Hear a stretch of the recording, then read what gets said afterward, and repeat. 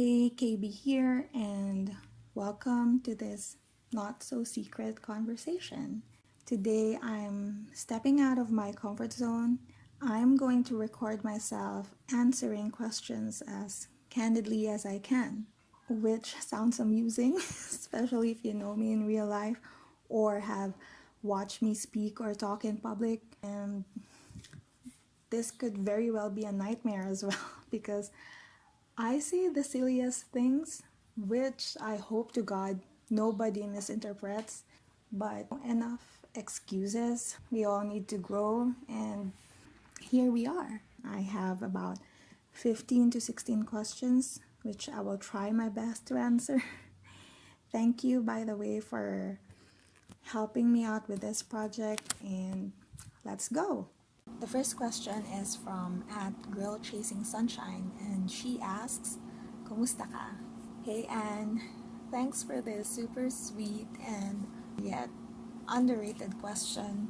Nobody else asked me this, and I was a little surprised because I thought it was such an everyday, ordinary thing to ask anybody, and yet you were the only one who sent me this, so thank you. I am doing okay, cute and healthy as always, so thank God for that. I've been staying at home most times because there is really nowhere else to go.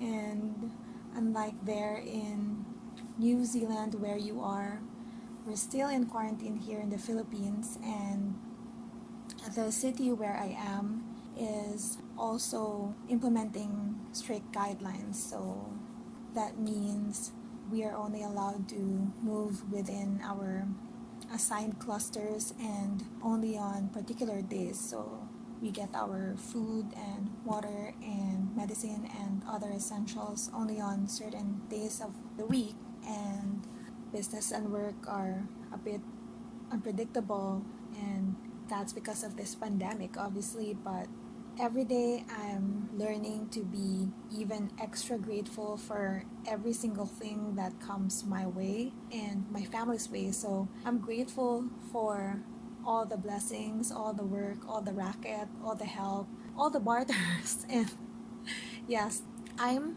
in one of the local online bartering communities here, and my experience so far has been fun. In that community, I have witnessed how everybody's going out of their way to help one another, and seeing that and being a part of that is fulfilling. And so basically what I'm saying is that I am doing okay, and I think I might just be a little addicted to bartering. What else? Oh, right.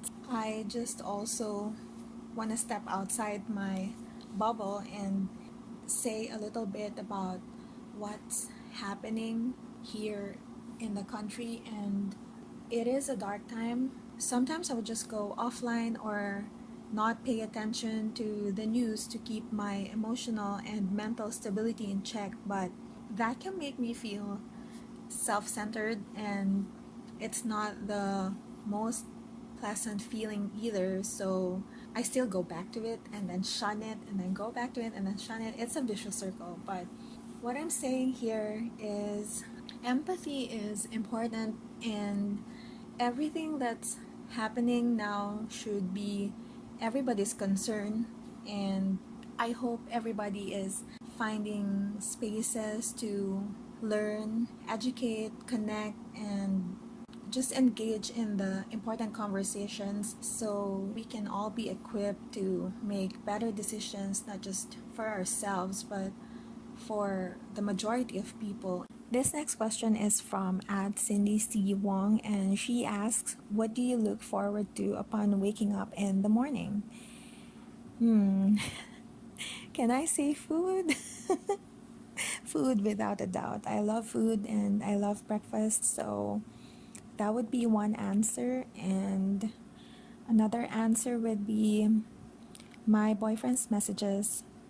We are long distance, and he is hours ahead of me, so he gets to text me good morning first, and I must admit, waking up to his messages is pretty awesome. So, yes, that's also my answer. And last but not the least, I do also look forward to spending another day with my family. And I know it's such a giveaway answer, but this blessing is everything. And I have so much fun with it. It's like having your own Korean rom-com playing live, but there's no pause button, and it's fun and funny and frustrating and aspirational, and I'm really happy with my subscription, and it's for free, so that's something I do look forward to. What about you, Cindy? Here's a question from at beawilderment. What music do you like listening to these days?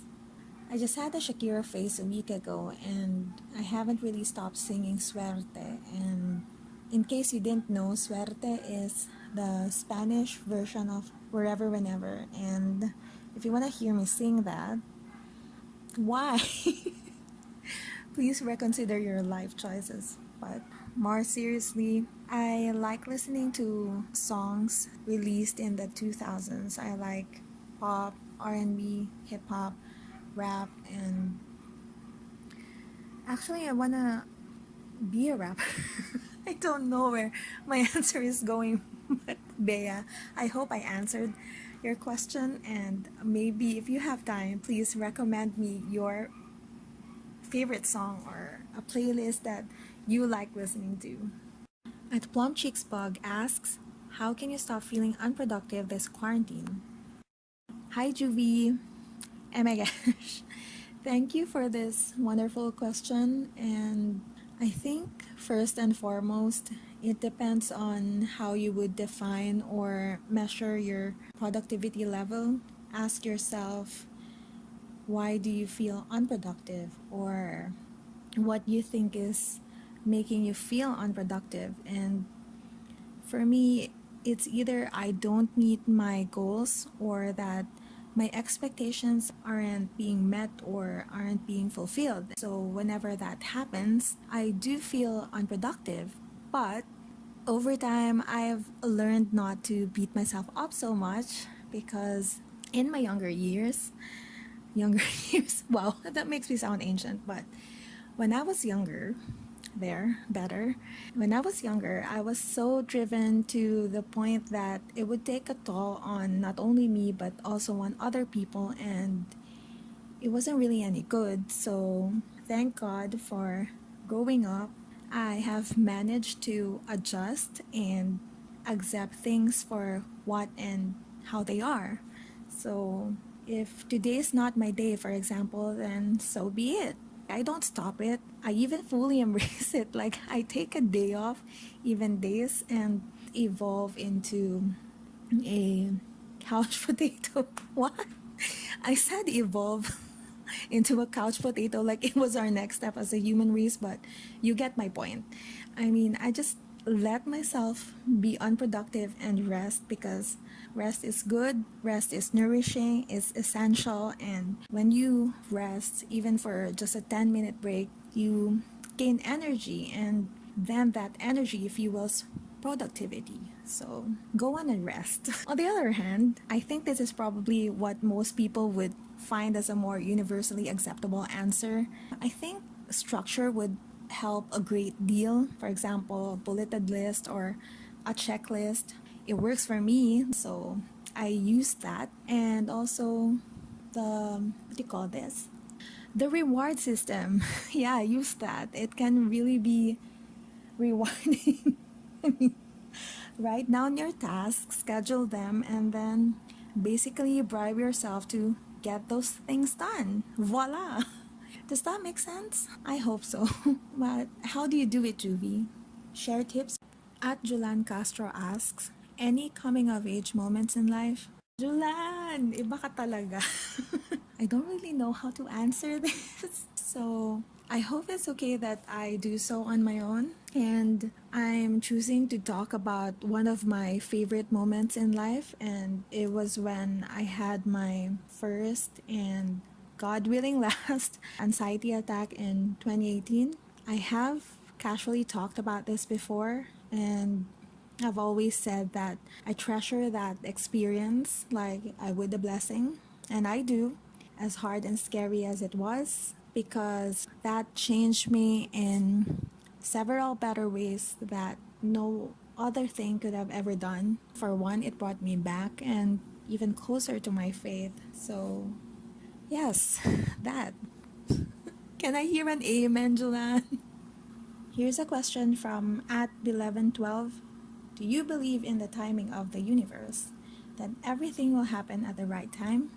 Yes, and yes. It's so easy to fall into the trap of what ifs and regrets, but I think doing that can be unproductive and can make me feel sad. So I always try to make a conscious effort of reminding myself that everything that is happening to me is meant to be. And personally, faith helps me through that because I believe that God always has the best plans and His ways are perfect, and I don't need to worry that much. I still worry, okay, because I'm a flawed child of God. But I'm not just talking or discussing blindly here, because even in this young life of mine, I have seen and even lived the miracles. And I might start tearing up now, so somebody better be ready with a trophy for best in drama.